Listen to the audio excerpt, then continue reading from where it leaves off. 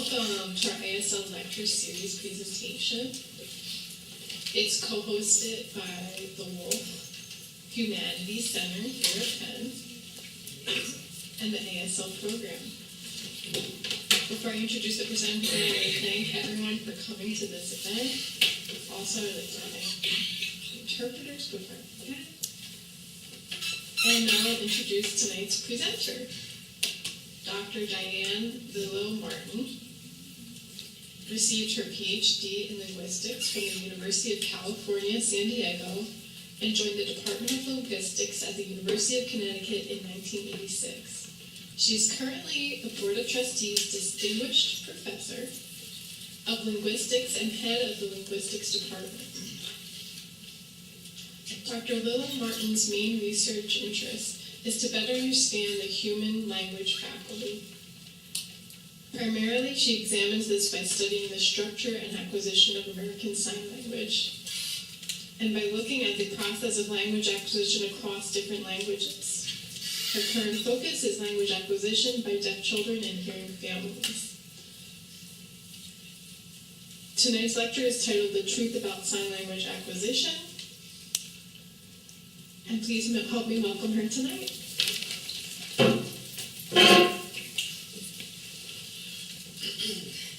Hello, everyone. Oh my goodness, we've got a full house here today. Whoa. This is better than final exam day, don't you think? Okay, thank you, Jamie, for that lovely introduction, and I want to thank all of you for being here.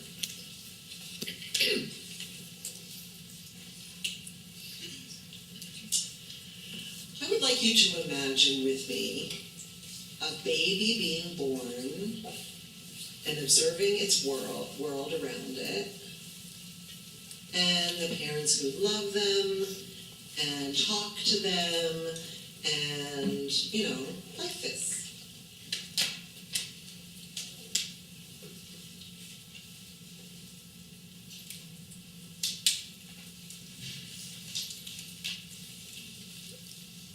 Now what we see here is that babies have to learn language. However, if the baby's deaf, they don't hear that language. How are they going to figure out language? How are they going to figure out how it works? There's no access to, if there's no access to spoken language. As their parents, love them and talk to them, how's that going to work?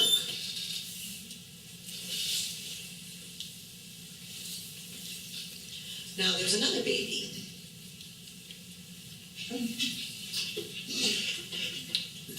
Oh, wait, hold a second. We have to do a little change here. Here we go.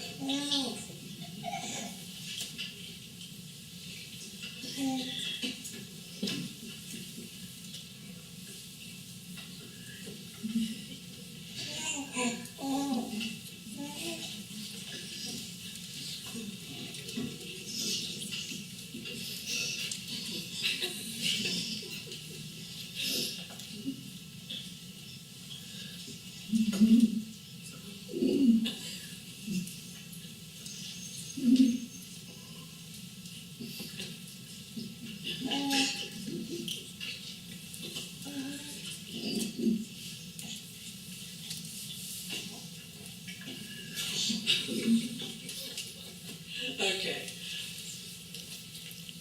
So that baby has access to a visual language. That baby watches and attends to a grandmother.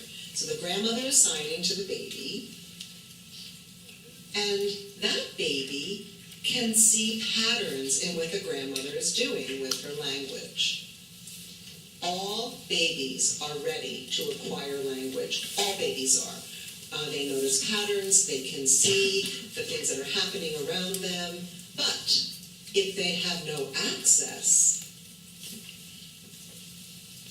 that will be a challenge for acquiring language for that baby. Now, hello, people in the back, come on in. There are a couple seats down here in the front. Come on down. There's 5, 6, 7 seats in the front row.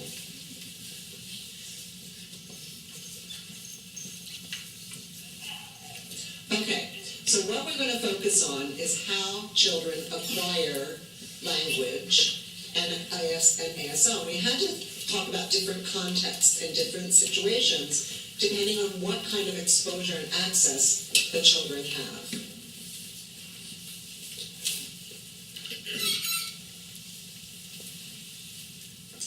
So I'm going to talk about 4 different scenarios. One is deaf children in deaf signing families, so they're exposed to language since birth. The second is hearing children in deaf signing families who also begin to acquire language from birth. Then deaf children with cochlear implants in deaf signing families, so they have access to spoken language as well. And then the 4th group are deaf children with hearing parents. And who decide, the hearing parents have decided that they will learn sign language so that they can communicate with their children. Now, let's talk about the first group, deaf children with deaf signing families.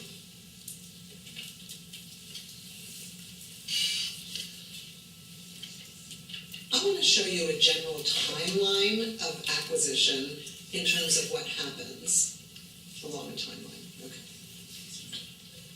So starting on the left.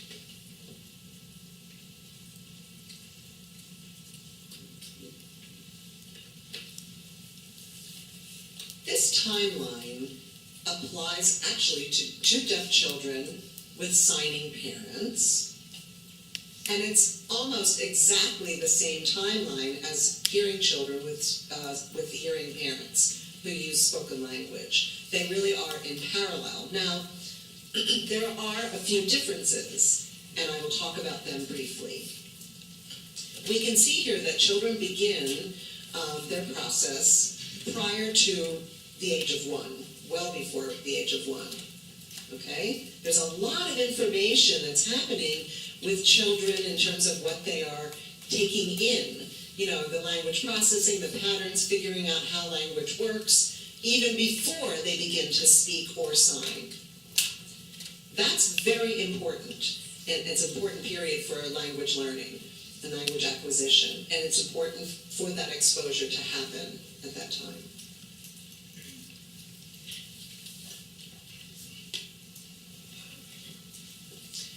We have a lot of research which demonstrates that babies are ready for language. They're born ready.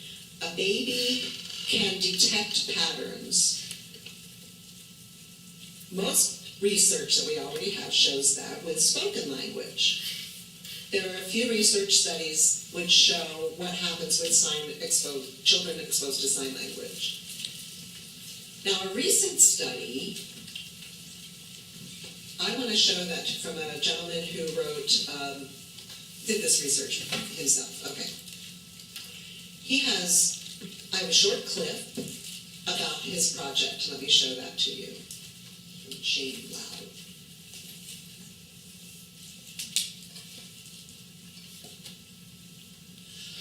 Now I'll explain some background information regarding prior research of both hearing and deaf infants, and a bit about how their language development processes. Even as newborns, babies are ready and their brains are hardwired for language. For example, a newborn baby, when hearing spoken language, will direct their attention to it. Any person speaking, a baby will naturally be drawn to it. Babies love hearing language and will divert their eye gaze, trying to analyze and figure out what the language looks like and feels like. Previous research related to hearing infants has found that even when exposed to languages they've never experienced before, such as German, and then hearing another language they've never experienced before, maybe Tagalog, that baby can hear and identify differences between the two languages. It doesn't matter that they have no prior experience or exposure to these languages, they know they are distinct. Adults cannot do this. Most adults can listen to both languages, yet are not sure of the differences, but babies can. People have researched and figured out that if babies are given the option between hearing natural language, such as regular spoken language, or language that has been modified in some type of way, for example, a recording played in reverse, or modified by a computer in some way, young babies show a clear preference for natural patterns of language over artificial or altered language.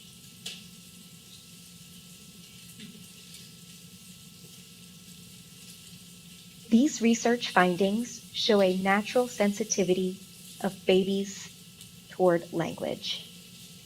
Being able to identify different languages with no prior exposure and preferring natural patterns of language over artificial led researchers to wonder why that is. And really, the first year of life is very important. This is when babies are responsible for figuring out the structure of language. Though they cannot yet express themselves, they do have receptive skills, and this process requires language exposure. So they do need the exposure to language around them. This is what gives them a good foundation for language for the rest of their lives. So far, all of the research has been focused on hearing babies and spoken language. So I wonder, what about deaf babies and signed languages?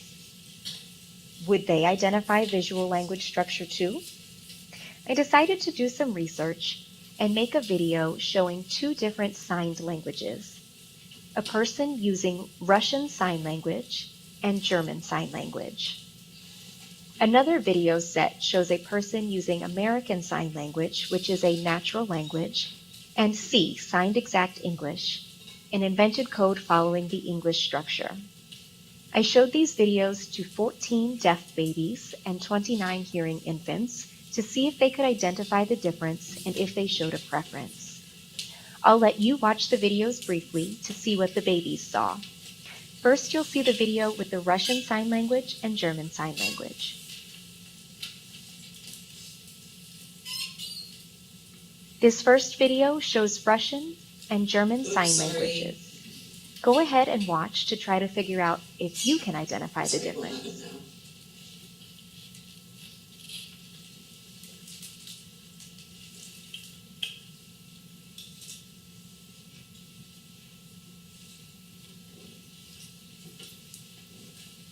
The next video shows a woman signing ASL, American Sign Language, and C, Signed Exact English.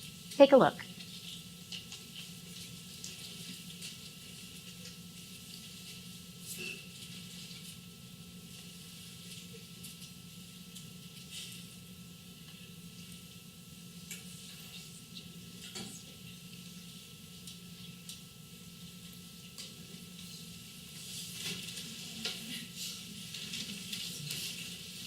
Okay, those are the videos I showed to the babies, and I thought maybe they wouldn't enjoy them. But they did enjoy watching both videos.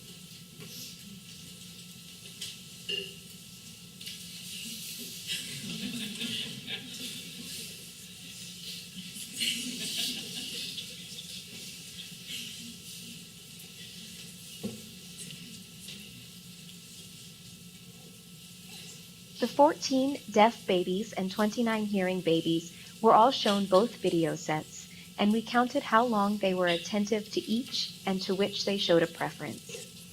To see the full results, you can scan this QR code to visit our website and see the full study.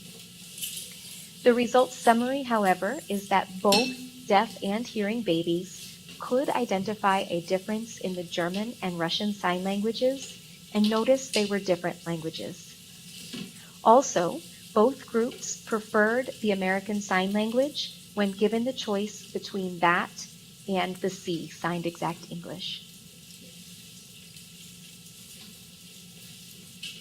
So the point is, now that we know both hearing and deaf babies seem to recognize signed languages have a structure, that shows us two important things. First, sign languages do have a correct structure that babies' brains can recognize as a language and say, hey, that's language that gives me information. And second, deaf babies are ready. Their brains are the same as hearing babies. From birth, their brains want language. Therefore, regardless of hearing status, babies want language experience. Sign language will provide them with the right foundation and right structure to develop language. So that research really shows that sign language can be the right fit for infant language development. Clearly shows that babies, or we can recognize that babies are ready for language exposure, whether it's spoken language or sign language. So whatever they can access, they're ready for. They're ready to use those. Now, I want to talk a little bit more about deaf children with deaf parents. After this video that we saw just now, afterwards they wanted to see when children produce their first sign. And some people out there have told stories, there's anecdotal evidence that, that children can pick up very, very early. They can sign much earlier than their first spoken word. Well, their first spoken word is roughly like 11 to 12 months, typically, for children. That's hearing children. Some people say, well, a child's first sign happens at 6 months. Well, that's a huge difference. That's half of their lives, right? However, if we look at this more carefully, and we see children and we use the same criteria for a first word compared with a first sign, we can see there's not that great a difference between the two, but there's still some advantages for starting with sign language, that's true. But the average age for the first sign with definition is probably, it was probably about 10 months, let's say, which means it comes somewhat earlier, and there's some advantages to introducing sign language to a child. But why does sign happen first? Why are children signing earlier than children in spoken language? And that has to do with children's physical structure and how their bodies develop. How they can produce a spoken word that requires an exact ability to control one's mouth and muscles within their throat and mouth and tongue and so forth to produce words that people can recognize. It requires time for that physical structure to develop. For signing, children can use more gross muscles. It's a gross motor thing. And people can recognize the sign immediately much earlier compared with what would happen in a spoken language situation. Now, that is one kind of difference that's true in terms of spoken language and sign languages.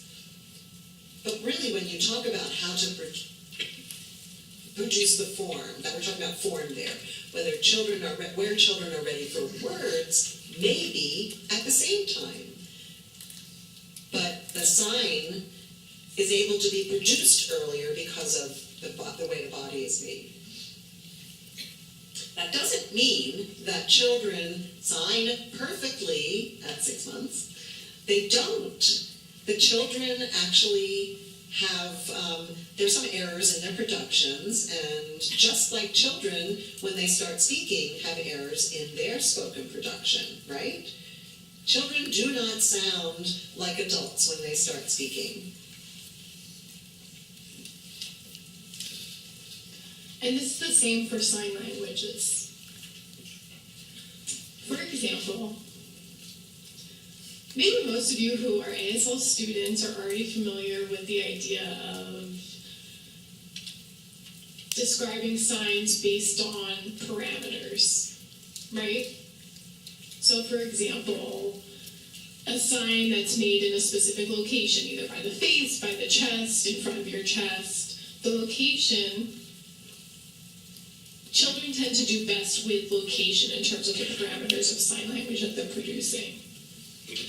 In terms of movement, well, it can depend. Some movements are more complex. If the movement is more complex, the child might have to simplify the movement or make a substitution, use a different movement to make their sign understood. For the hand shape, that can be the most challenging for children to produce. Some hand shapes in ASL, or in other sign languages as well, are very complex, and they're hard for young children to produce on their hands. In that situation, children will substitute a hand shape for a more simple hand shape. And I can show you a few examples. The first video will show a regular adult signing wrong. So we'll show that video first. Yeah, you can take care of the light.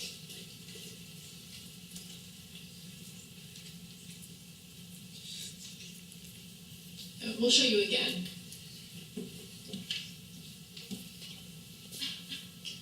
You notice the hand shape. It's this wide hand shape, and it's placed here on the chin. And now you'll be able to see a child 2 years of age. I want you to pay attention to how the child is signing wrong.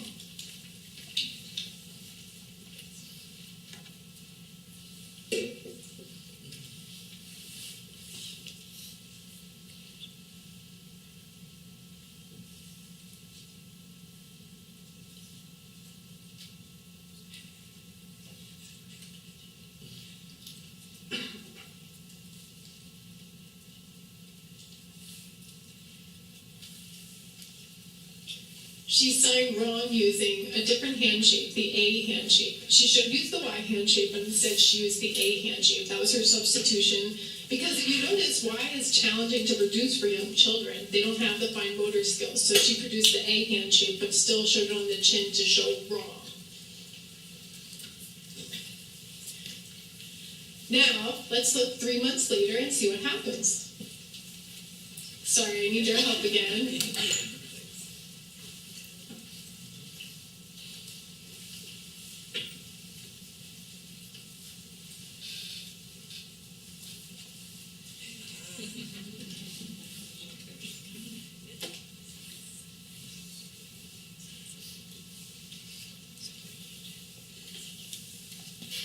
She's signing, she's producing the sign wrong, and she's examining it. You see her checking it out, looking at her thumb and her pinky to make sure she's signing that correctly. There is a big improvement in that video.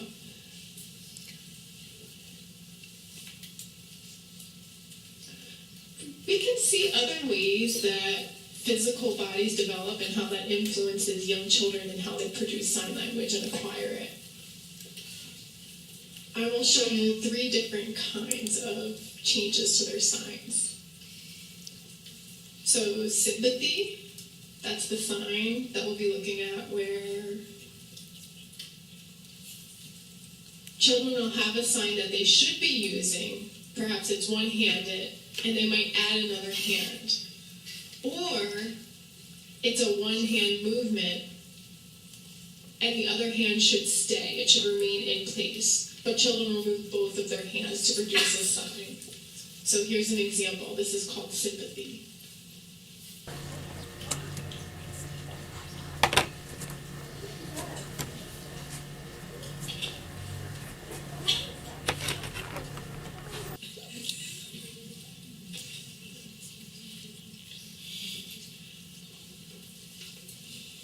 Adults sign run out like this. You're out of something. And you see the child watching, moving both of their hands in opposite directions. Again, it's hard for children to control their fine motor skills to produce that sign. The next example is the same kind of error. You'll see that sympathy error, and you'll see his left hand. Make sure you pay attention to that left hand.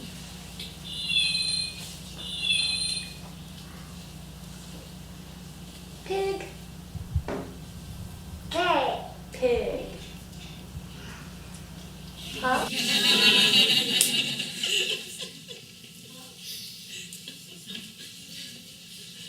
So he was trying to sign pig. This is the correct sign for pig, but you saw his left hand also signing pig. So we have to eventually he'll learn not to do that with his left hand. His left hand would be still. Okay. In the next video, I'll show you proximalization. This is how I sign proximalization. This means that sometimes children will better use their muscles that are more proximal to their torso, closer to their torso, rather than the distal parts of their arm, like their wrists or their fingers.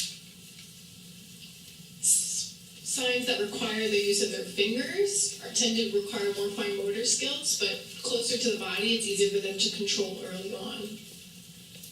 In the next example, you will see a sign for grandmother. And notice this hand shape and how it moves. I'm using my wrist here, right? So let's see how this next child produces that sign.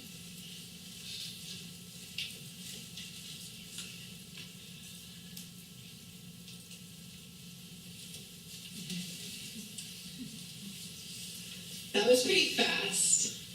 I can show it to you again. She's signing it like this, where grandmother, the 5-hand shape is moving far away from her chin.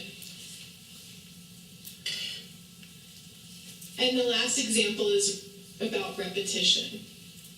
Well, there's signs that use repetition anyway, and children tend to repeat their signs more often than an adult signer would. You can see children signing recognize or to cry with repetition. And the adult will also repeat the sign to show the child. But this is just one example that I'll show you.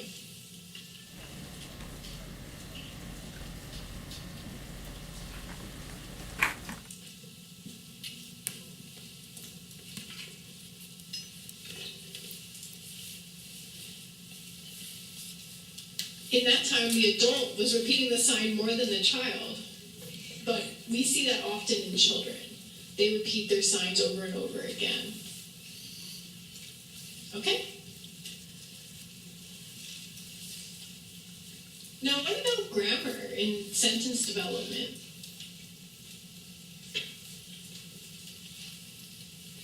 Deaf children start making connections between words and building them into sentences. They might use 2 or 3 word sentences. That starts at roughly age 1.5 to 2. And that's similar for hearing children and how they develop spoken language. Deaf children use sign sentences following basic word order. Like in ASL, it might be the subject, verb, and then the object. And they can follow that word order when they're producing signs. But in ASL, it is permissible to switch the order of those subject, verbs, and objects. So it could be the verb and then the subject, or it could be the object and then the verb. And children know when it's right depending on the context, that those rules are permissible to show that kind of change in the grammar of the sentence order.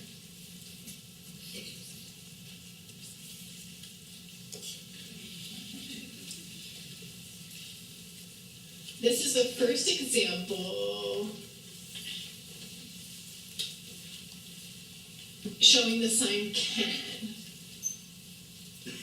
And then we'll see the subject.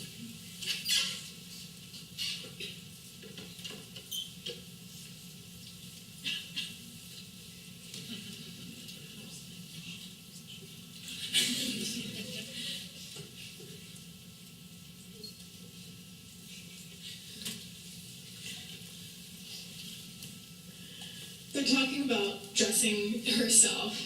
Can you put your shirt on? And she really dramatizes it, right? She's dragging her fist from the top of her head all the way down to the end of her torso. And it's very interesting. The mom is saying, can you? And the child says, can you? So that might show that the child is using that reversal, pronominal reversal, that repetition that we see. And that's similar in spoken language sometimes. children will substitute you when they mean to say me.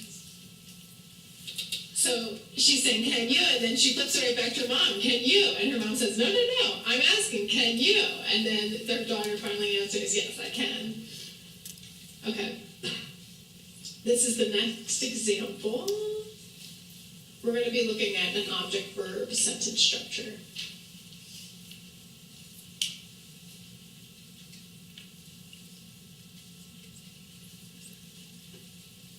Letter. Writing a letter. Letter write is what she says. So verb and then object.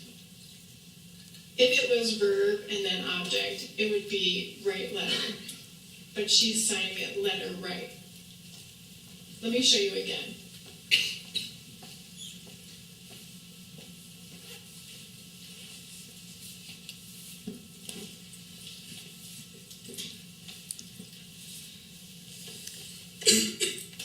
I'll show you one more example of object-verb.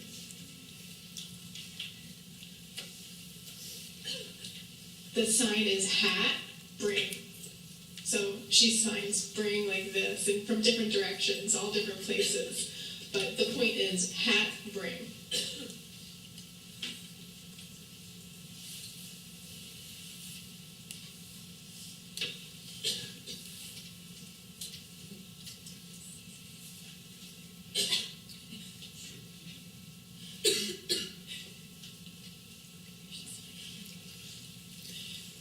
Yeah, and she's signing, okay, hat, bring, okay?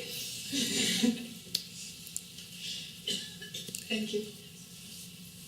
Those are just a few examples where you can see children managing and making changes in terms of the word order in their sentences, and that's permissible in ASL. And you have to watch carefully to make sure that they're doing it the correct way and following ASL rules.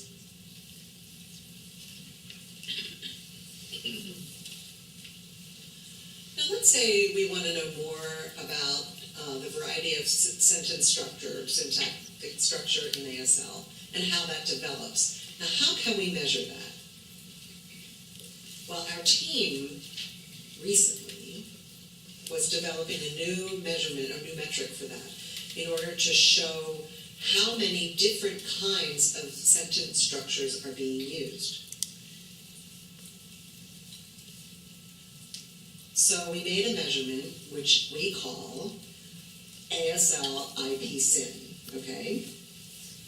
So you see it up there, it's printed, and that shows how many different syntactic structures there are that the children are using. Now, we can see a lot from just 4 children. This just shows those 4 children. There, over time, the structure, the trajectory is up. They get more and more and more over time. They use more and more syntactic structures. We are able to use that kind of measurement and see how children, or when children, are learning specific kinds of constructions. I'm not going to go into it deeply now, because we're going to move along, but we can see a lot about how deaf children are acquiring sign language with exposure from birth. Now, the next part, or in summary, we're gonna see deaf children with deaf parents, right? We were looking at that. How they acquire sign language and compare it with the general population of hearing families. So that's what we just looked at. Now I want to move on to talk about hearing children who were born into deaf families. Okay, hearing children in deaf signing families. So let's say a child is born hearing and has deaf parents. And if those parents sign to the baby will begin to pick up the patterns of sign language, like we talked about with deaf children with deaf parents. In addition to that, they will have access to spoken language. So they will also acquire spoken language, which means they grow up as a bilingual person, right? Specifically, though, they are bimodal bilingual because they have two languages in two different modalities.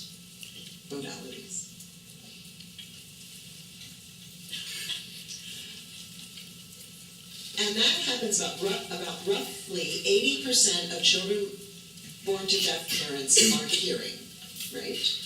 Most of the time, if a deaf couple has a child, they will have hearing children, right? Which means that's a different kind of context in terms of passing along language transmission. There are some parallels that we can see with bilingual families of two spoken languages. So really the important thing I want to stress here is that if a person grows up with two languages, it's not like you have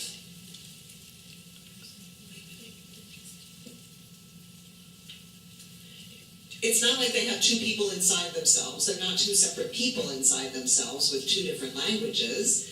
The language is more fluid, you know, and it interacts with itself, and the structures are borrowed from each language. They really have, it has different impacts from both of the languages. The same thing happens with children who use sign language and spoken language from birth.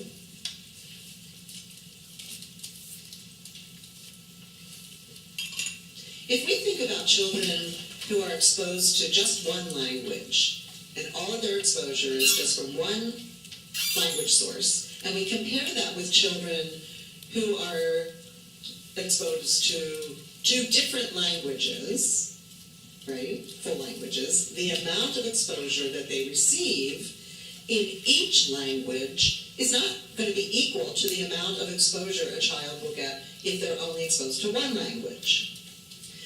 That does not mean that you can't learn two languages as a baby, but you have to realize that you can't expect the same things to happen at the same milestones at the same time. That you can expect to see some flexibility in the timeline, okay?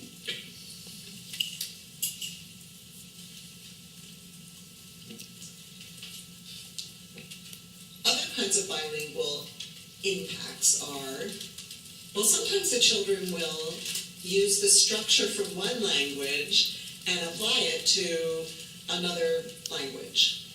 You know, maybe they're following the word order for one language, but use the vocabulary from their other language, right?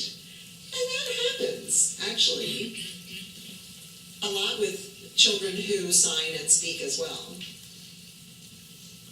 Also, though, we've noticed that children are able to code switch, right? They can code switch, but for children who are born into signing families and learn sign language and skip spoken language do code blending, meaning they use both, they can be speaking and signing at the same time. You don't necessarily have to use full sentences, but there's the ability to, in part, use each language at the same time. So I want to show an example to you. This is a kid who's 1 year 11 months. It's a little boy who has deaf parents and he is hearing. He interacts with, he's interacting with a hearing person here who does not use sign language, okay? So the adult does not use sign language. Say, Dylan, where's Mommy and Daddy? Work. Oh, they're at work? Daddy work. What does Mommy do? Daddy. Daddy work? Mommy work. Okay, so in that video, you can see that the child is speaking and signing at the same time. That child is able to use both languages, you know, simultaneously. So I call that code blending. And that child is not yet 2, but is very adept at doing this. I have two more examples to show you.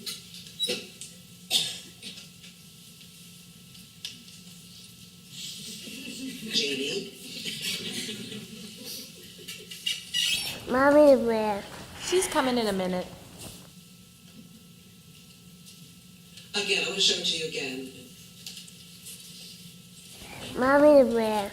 She's coming in a minute. You see there's a little bit of, I'm sorry, there's a little mess up with the captions that I thought were there. However, the child is saying, Mommy, where? And the response was, he's also signed Mommy, where? So he was saying it with his voice and signing it at the same time. He says, Mommy, where? Which is basically matching ASL word order and not quite English, right? Okay, so that's an example of this blending. I'm talking about code blending. Let me show you another example. Where's the rabbit? Where's the rabbit? Where?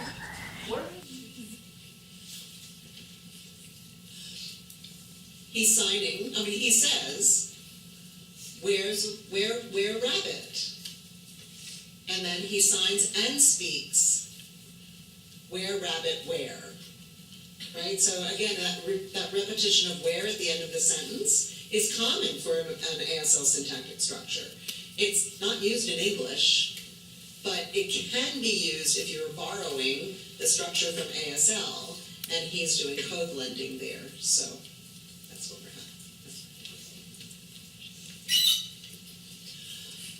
having. Okay, in summary, for hearing children who have deaf parents, they develop as bilinguals, right? They grow up as bilinguals. They can have both languages.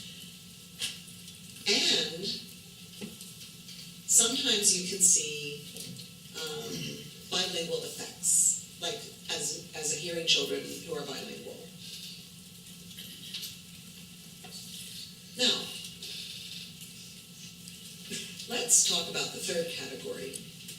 Deaf children who have CIs with deaf signing parents, okay? So they have access to spoken English through the cochlear implant. Let's look at what happens with them. Is it the same as a CODA, as a hearing child with deaf parents? I want to show you a brief clip which you can see in which you can see two boys and two adults. It's not captioned, so there's no voice interpreting that I'm going to do. I want you to observe what's happening, just look at what's happening around there.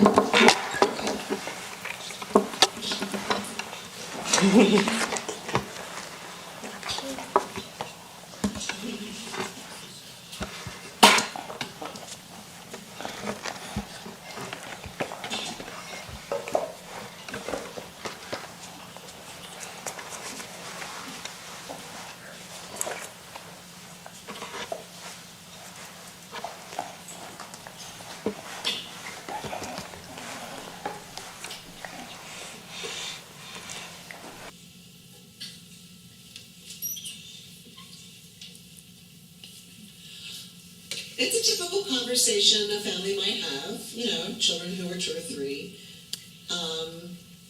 They're just having this conversation. Now, the next one, let's see what happens when the two boys are with a hearing person who does not know sign language.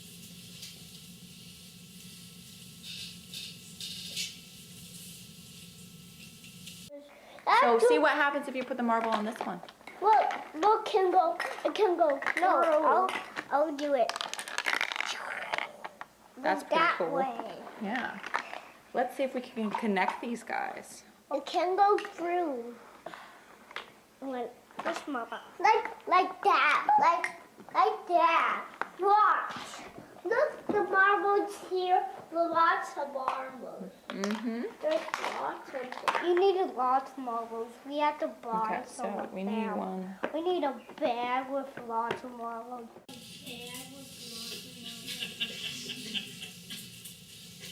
Okay, so it sounds like a typical 2 or 3-year-old, 3 or 4-year-old conversation, right?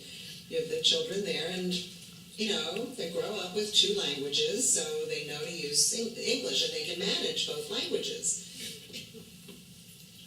We did a study with these children of a particular, this group, and there were a lot of different stimuli we used in terms of measurements, and I wanted just to share two quick results with you.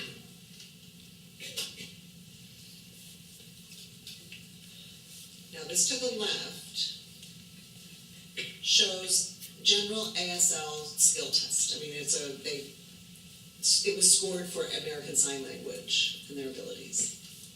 Okay, it was CI and the child with deaf parents, a CODA. There's hearing, and then the CI indicates the deaf child who has a cochlear implant. And if we look at that, we can see that roughly similar increases in the deaf with the CI, deaf kid with the CI, and but in general, you can clearly see that both groups acquire American Sign Language. So there was another test group that we did it, and the same thing happened. Now, if we look at the one on the right, this is about spoken English, the spoken English test. Now, we scored the children for standard spoken English. It's a standard spoken English test. And we see that the two groups pretty much overlap, are really in parallel. And they're on age group, they're with their peers. They're age equivalent. And so other children, compared to other hearing children that are 4 and 5 or whatever, they are acquiring language on par with them. So the deaf kids with the hearing kids with deaf parents and the CI kids are on par with their hearing counterparts. Now, we can also see some bilingual effects, as I told you about that before. Now, these charts show the results from a deep analysis of conversations, like just natural conversations. And this information comes from spoken English. This is where this data comes from. And we can see the yellow talks about deaf children. It shows deaf children, and the blue are hearing children with deaf parents. So we can see how the scores show at different ages. Again, we've got a lot of overlap between the deaf kids with CIs and the CODAs. A lot of overlap. And then over time, we see it kind of disperse. So it's a similar, they're working at similar areas. So these scores are a little bit below what you might see for monolingual English speakers. And a little bit below the average of that, tiny bit. But it's not super low, it's not clinically significant, but it's a tiny bit lower. So, compared with monolingual children, and on average. Okay. For bilingual children, they typically may be a little bit behind or below, but they have 2 languages, so, it's a trade-off. You can deal with both languages, and then there might be some other issues, but the difference between the 2 is insignificant, in terms of the deaf group and the hearing group. In summary, for that part, deaf children with signing families with cochlear implants also can grow up with 2 languages. They can have the spoken language and the sign language.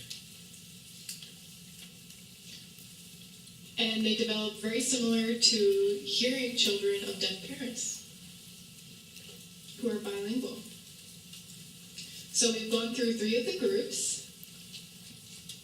All 3 of the groups we've discussed thus far have deaf families, and they have early exposure to sign language.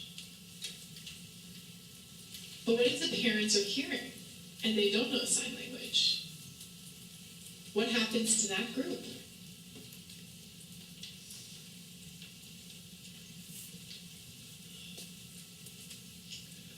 Most deaf children are born to hearing parents. So again, we looked at the 3 prior groups, and there's a really small percentage of deaf children with deaf parents. It's about 5%. That means most children are not in those 3 groups we just discussed. So what happens with the largest group?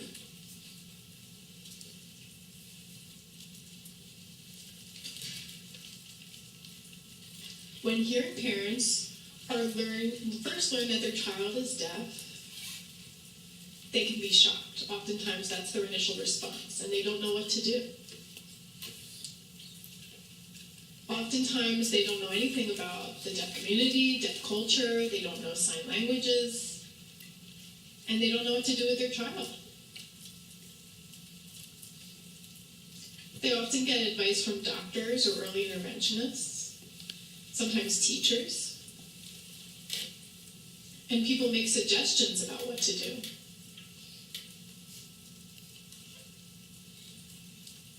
Oftentimes, the suggestions that these professionals make, they prioritize spoken language. The professionals want their children to speak. They say if you want them to speak, then you need to have a cochlear implant so that your child can acquire spoken language and rely on spoken language. But sometimes parents might think, should I learn sign language? Should I expose my child to sign language?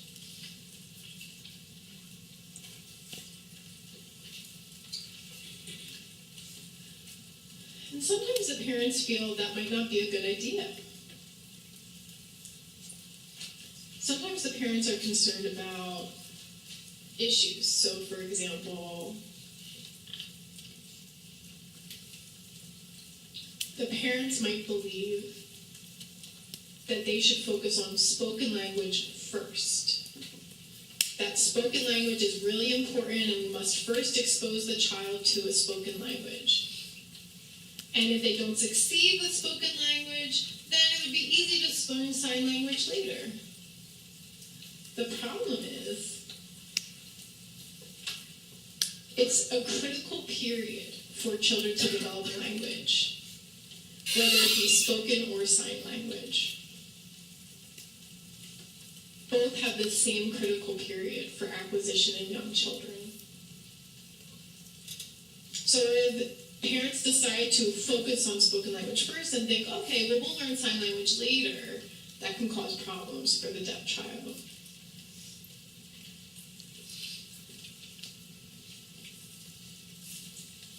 Again, if hearing families don't know sign language and they don't know anything about the deaf culture,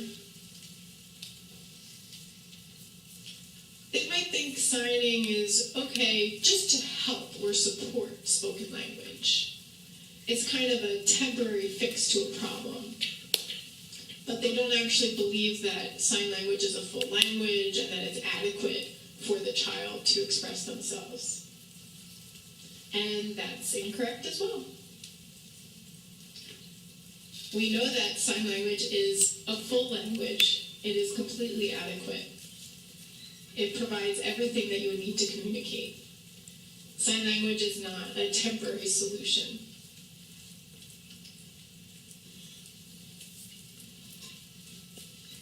And the third concern that parents might worry about is that I can't sign good enough. I can't learn quickly enough. I need to have a good model. I need to be a good model for my child. How could I possibly do that?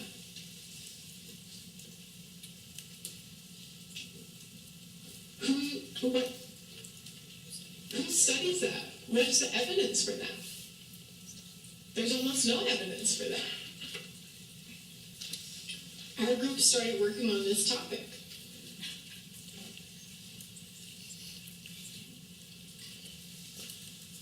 So this is an example of this idea.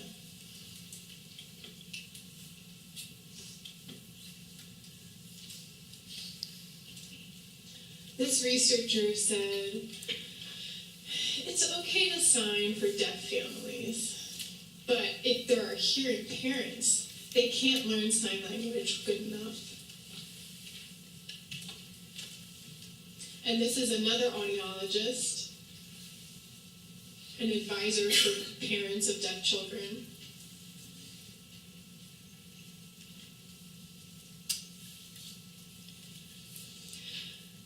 She says, I'm trying to speak Italian. If a child had to learn Italian from me, that wouldn't be enough information for them to become proficient. So hearing parents might feel the same way about this.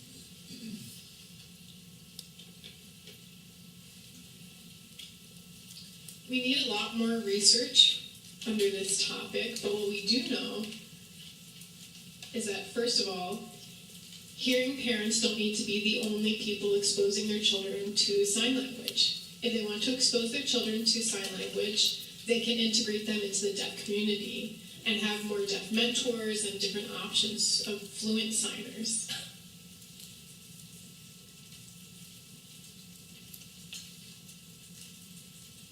The quantity of the input and the quality, but not just quality. And the age at which the child is exposed, the duration of the sign input,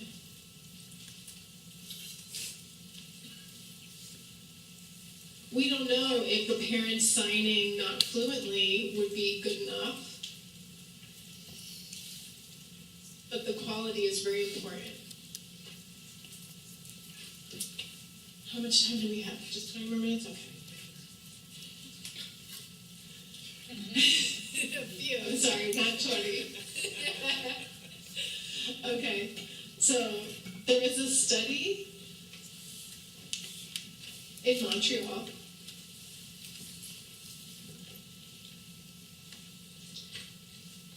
where deaf children had hearing parents who were planning to get them cochlear implanted. And the parents decided to use sign language until they got the cochlear implant. And they thought, maybe a little bit after the implantation, but the plan was to eventually stop using sign language. Even though the parents themselves were not fluent signers, and still those children did better on tests for their general language skills and their finger spelling memory, phonological memory.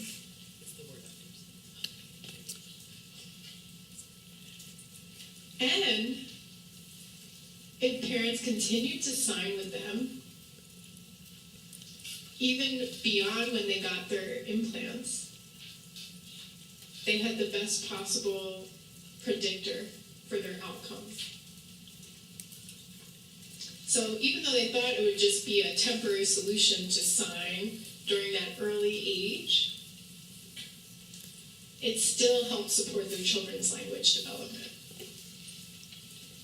And what about if the situation was different?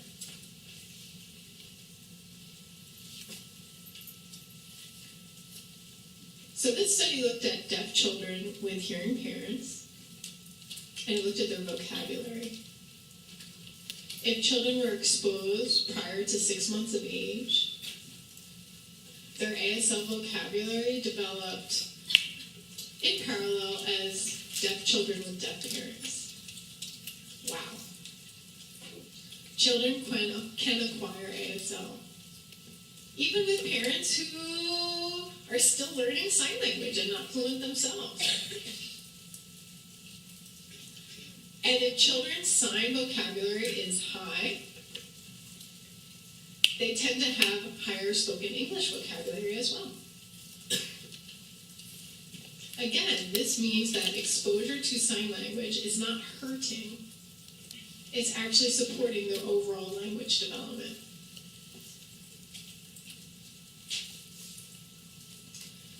Now I'm working with another team. I'm working with a family who decided to move forward and learn ASL. And this is the research group I'm a part of.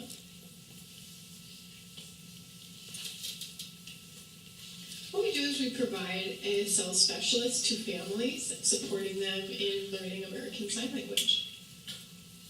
And we've tested to see how the children are developing with both ASL and English. Most of them are using both. A few children do not have access to spoken language, but most are using both English and ASL. It's important to recognize that exposure to the sign modality is part of language development, even for hearing children who access spoken language. There might be gestures or visual symbols that they see that are very important to them, and it just makes sense to them very easily. So it makes sense for deaf children as well. This is one short clip I'd like to show you, and this is what the family interaction looks like while they're learning sign language.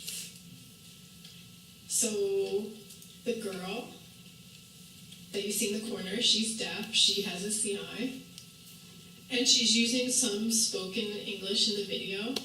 So I asked the interpreter to come up and interpret what she's saying for that girl.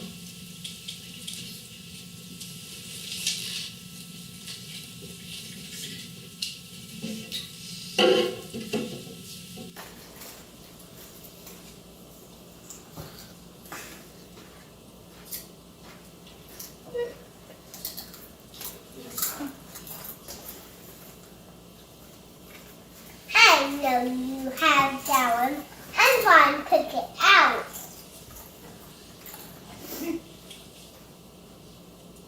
We only have two. I have more.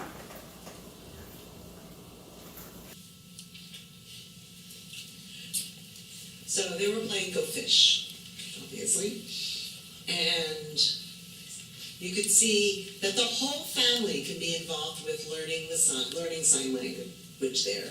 So they were trying to work it out together as a family. Now, I will share limited results with you today because this is just the initial part of this study. This shows the results on a general ASL test. The yellow line shows the median from people who developed the test. They collected the data from deaf children with early exposure to sign language. So the yellow line is their mean from that. So then the other two lines, the green and the pink one, show 75th percentile and the 25th percentile. And then you see the bars go up and down in terms of the score. So they're in between those three of those rates. So each one is a participant. Each of the bars is a participant in our study. So we see almost all of them here are, gaining, within that, we're within that range in the mean. Okay? So they're learning ASL.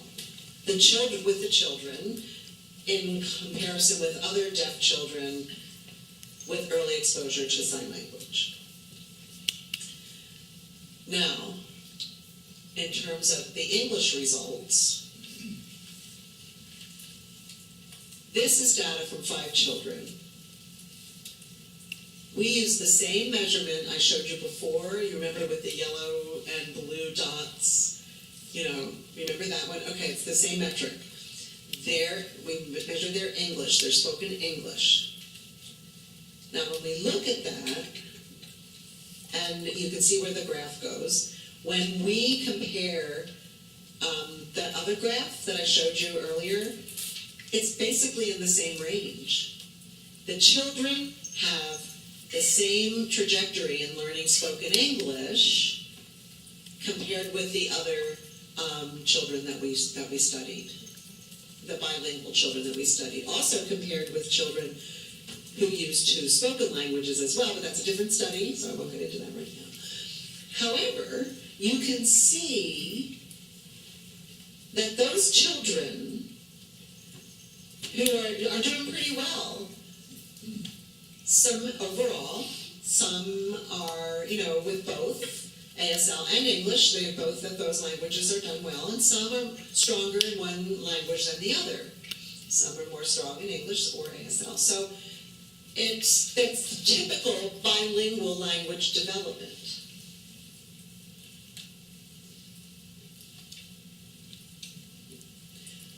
So, as with other children who have sign language and bimodal bilinguals, this is similar to what we've seen before. So, even though the parents haven't yet demonstrated how well the parents signed, we do have that data, we're looking at it, we're studying it, but I haven't got any kind of thing to show you right now. However, basically, I can let you know that parents come in a variety of fluency, and they are learning, maybe a year, maybe 2 years at the most, and they're signing as well as they can. But the children are doing very well with their language development, which means parents should not be so worried about their own fluency or their lack of skill. It's necessary for the parent, it's not necessary for the parents to be fluent. The important thing is for the parents to communicate with their children. And we are hopeful that they will have exposure, the children then will have exposure to other signers and other language models that they can get, and that can make a huge difference.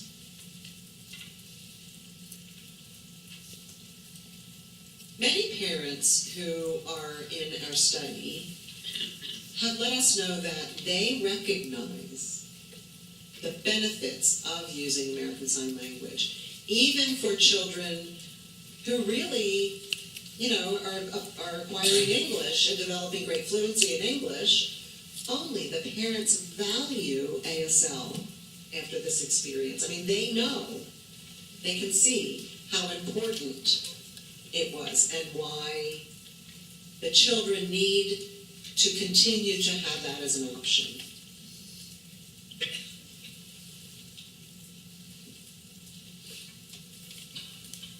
So, in summary, up to this part, hearing parents with deaf children can choose to use sign language, to learn sign language, and expose their children to that.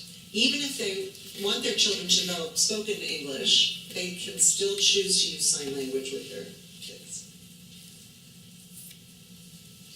Now, if you want more information about this, you can look at our website, which is listed up here. Also, we have made a video book, which is all in American Sign Language, about acquisition of American Sign Language, and here's that. There's the website you can go to. It was published by Gallaudet University Press, and it's not free, I'm sorry to say. But if you would like to see a glossary, this is free. So you can get the glossary there, and that's where you can get that on this website. Before we close, I do have one more slide I want to show.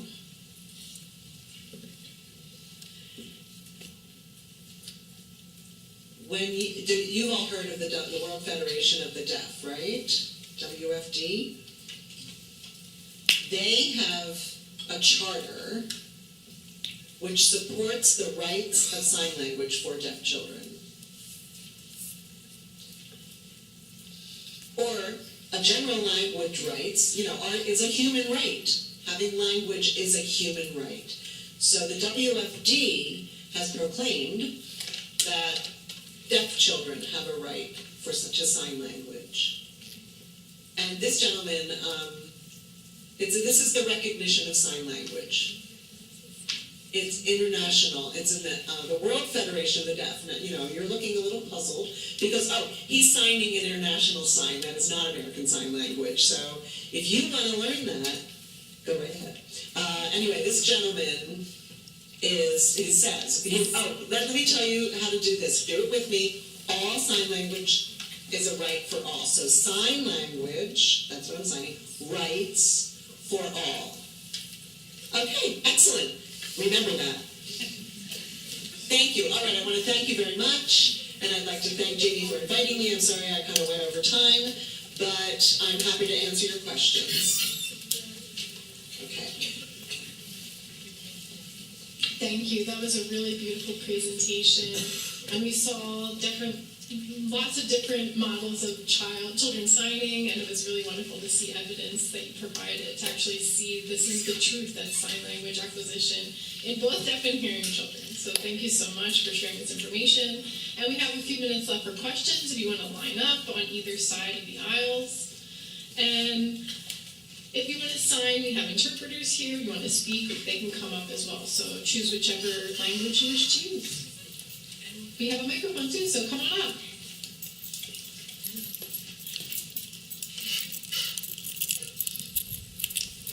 Hi, my name is Andrew. It's really nice to meet Andrew, you. can you wait 1 second? Oh, Thank you. Thank okay, you. great. Hi, my name is Andrew. It's really nice to meet you. My question is about I read a lot of studies recently about socioeconomic status regarding cochlear implants and how there is kind of a big disparity between low-income families who can't afford cochlear implants and how that speech development kind of differs between class sizes, especially in the modern age today. And so I'm kind of curious on what you kind of expect as the language development between low-income families as opposed to high-income families, and especially since low-income families don't have especially the time to learn ASL to teach their children, especially with hearing families and their deaf children. And so I kind of wanted to know your opinion and your kind of idea of what the future holds for that kind of disparity. Thank you. Okay. Wow, that is a great question. It's an important one because you are right. It makes a huge difference. And to be honest with you, the families in our research are people who have resources for getting the implant, for the time to go to speech therapy with their child, to go to classes to learn American Sign Language, to advocate for their children, and that's our sample.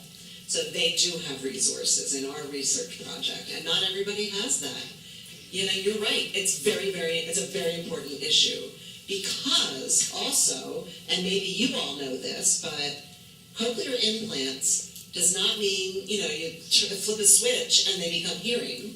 The child must go to training and must be taught how to recognize the sounds that they've started hearing, as well as learning spoken language. And the cochlear implant sounds are not normal. They don't receive normal spoken language access. So I have read about some places where insurance maybe will pay for the surgery, but they don't pay for the training afterwards, right? So, and that won't work. So what we need is, I think, more resources to be provided for people to learn American Sign Language and to receive the training or whatever it is for the families to be able to take advantage of a cochlear implant. For example, perhaps with the daycare with sign language, like if deaf children and hearing children have a mixed daycare, for example, with good sign models of the adults. Because also it's important for children to have peers, right, to use the same language that they are learning. And whatever kind of support society could provide for families, they need to provide that. I think it needs to provide both sign language, and if the family chooses to have spoken language, they need support with that as well. But not just throw in a cochlear implant and then you're done. That's not how it works. It's a lot more than that. It's a lot more complex. But you are correct. It's complicated. It's a complex question, and we need other people to think about that and find that solution. So thank you for bringing it up.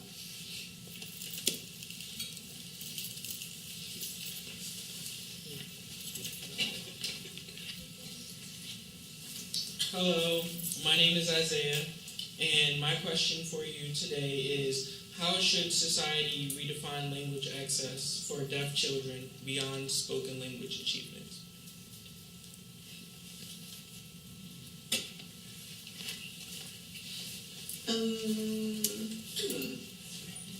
There are a few areas where different states have laws where they're talking about what the expectations are for deaf children. One group of laws are called LEAD-K, L-E-A-D-K, which stands for language. Somebody help me with what LEAD-K means. Language, education, access, something. I'm sorry, I've forgotten the full thing. Anyway, the point is that these laws say that they expect children to satisfy the criteria prior to getting into kindergarten. They have to be language ready to get into kindergarten. So those states that have this definition, they have to define what that means, right? So they're saying that what that means is for children to have the appropriate level of language, whether any language. It could be any spoken language, or it can be a signed language, whatever they use. And whatever their language, their primary language is, they should have met those criteria. So there are a few places that are trying to set up the answer to your question, which is, what level exactly, what is the standard, what should we expect children to have acquired? And I think there's more work still to make sure that we know exactly what is appropriate for children at what age. However, I feel that with the right kind of approach, we can see that they have a good metrics, we can see that the children are ready, that they are ready to go into school and then can achieve in academia. So, but particularly specifically what that means is still maybe the structures, like our test, the way we test the metric we use for the different syntactic structures, perhaps. Maybe that's something they would use. It might work. But I'm being honest that that test is a bit complicated. I don't think they'd want to use it. But anyway, they have to figure out a way to assess a child to see if they are able to understand enough receptively and to produce enough language to succeed in school. I don't know. Did that answer your question? Okay then. Thank you. I have go ahead. I have a question. I'm thrilled about the findings you shared. Parents' ability to sign does not really have any kind of negative impact on their deaf children's language development. One of the things I feel that I often see is that the person who is kind of preventing families from acquiring ASL tend to be fathers who are struggling with the idea of perfection. And I love your findings showing that it doesn't matter. And I noticed the video, the mom seemed more comfortable signing, and the dad seemed to be struggling a bit. And it looked like, that might be a universal thing that we notice, and wondering how do we improve that? That kind of reluctance or resistance. It doesn't matter whether it's the mother or father who's resistant to using American Sign Language, but how do we kind of encourage parents to get involved in learning American Sign Language? I want to thank you for giving me a very easy question. Thank you. That's not hard to answer. Anyhow, you're right. Typically, the mothers are still the ones, they're the primary caregivers most of the time, and in our study, almost all the families,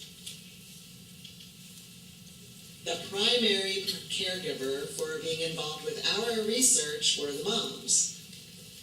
We invite the other parent, we invite other family members to be involved with the support meetings and so forth with our specialist. Every once in a while, they come. However, but most of the people that we work with are the mothers. And, right, it's a much more general question is, how can we encourage all parents to get involved with learning sign language for their children? There are two parts to my answer to that. One is, well, I'm a researcher, so I always think in research terms, but one is, the more research we have will show the results that parents maybe will be inclined to accept it. So if we have more research, more parents might. However, the first question that is also relevant is the first question we had over here is resources, right? You know, if a family doesn't have enough resources for, you know, taking classes or doesn't have time to watch a video in American Sign Language or whatever, I mean, that's a true thing. And that will impede their process. Yeah, so, but you're right, we need to encourage everyone in the family structure to come and get involved with the communication and learning sign. Well, there is one thing. It's a little small thing. I just want to clarify. I did say that our results show that it doesn't matter if the parents are fluent or not, but I didn't yet say that it doesn't matter if the parents, it doesn't matter, you know what I mean? It doesn't matter what the parents are. What I'm saying is, we need to look at it more. We have to move how much the impact is from the parents, the quality of the parent signing. I don't mean to say that there's no impact at all, right? I just want to be clear about that. And I also do want to encourage parents to just try, but also try to get better, right? You know?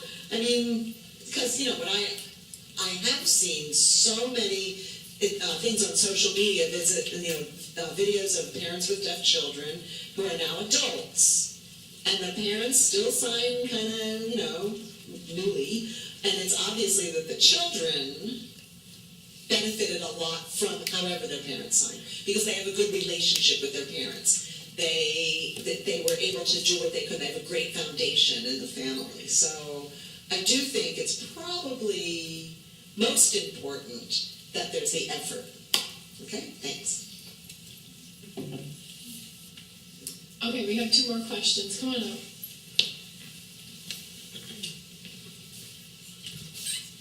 Wow, this was excellent, really. So, for people who want to see the data, you have the evidence now. How do you get funding to support that?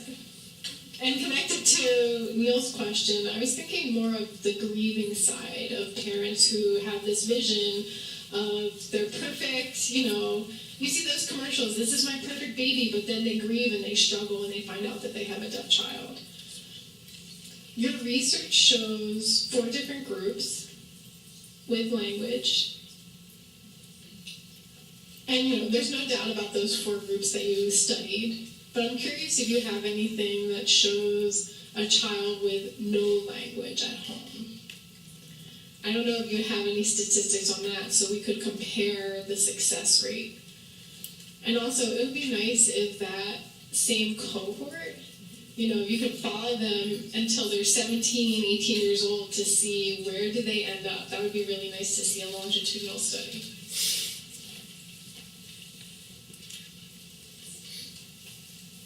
Thank you for that. Okay, now I'm trying to remember these 3 things. First of all, grief. Grief is real. Hearing parents go through a grieving process when they find out their child is deaf. It just wasn't what they expected. And we need to honor that. We need to help them get through that process. I want to put just another little thought, just some new information I want to share, actually. I'm working with one group that we've just started to develop materials that we will share with families to promote joy, right? To promote joy with playing with their deaf babies. And so some people are starting that kind of thought, in terms of the grief issue, and how to convert. Yes, the grief is real. You have to honor that. You must honor that. But also, we can show parents how to be joyful in their interactions with their babies. The second point is children with no language. Okay? Now, I myself have no data on that. I haven't studied that group.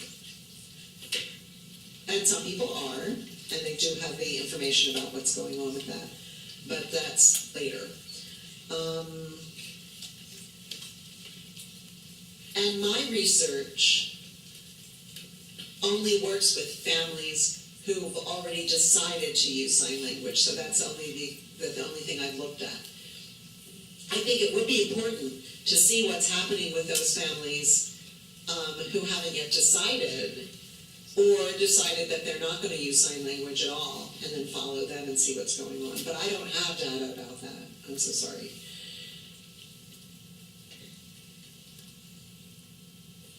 I know from anecdotal evidence that for children who have no language at home, the consequences can be severe. It's a huge challenge for them. So we know that.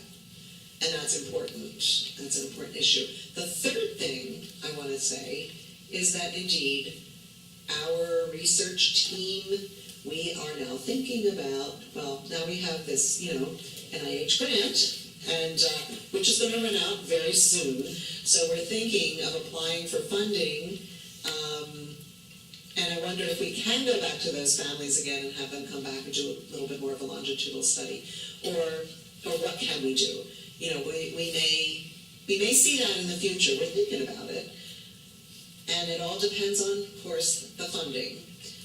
So please vote for an increase in the NIH funding. I will.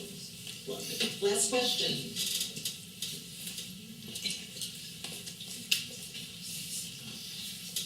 Hello, everyone. So I have two questions. I wanted to ask you, from what you've seen and noticed internationally with their deaf children in other countries and parents who are hearing, when they move here to America, and the parents might be afraid to put them in a deaf school and not sure about what to do in regards to ASL, they don't know about the culture aspect, and so they put them in a mainstream school. How can we expose them to learn more about deaf culture? They might not have that in a mainstream setting. So how can those parents figure that out? They might not get it until they're older and they realize, I could have learned sign language. I also noticed that growing up, parents who won't sign with their children and they place them in a mainstream setting, and they depend on the interpreters who are using more of an English rather than American Sign Language.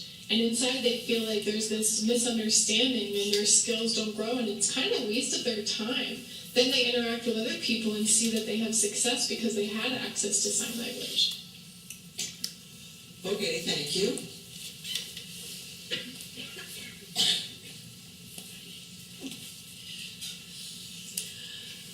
Those were good and challenging questions. You're correct. It's really a difficult situation.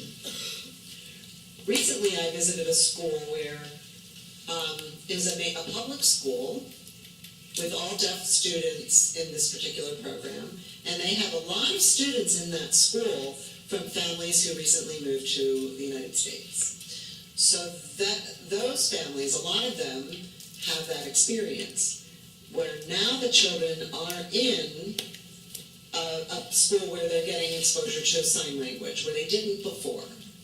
Right? They had no access to language prior to that. So, Again, I haven't really studied that, or that group that I'm talking about, but I noticed, and I talked with their teachers, that, and the teachers say they see a huge effect from the fact that those students that for a very long time, had no access to sign language.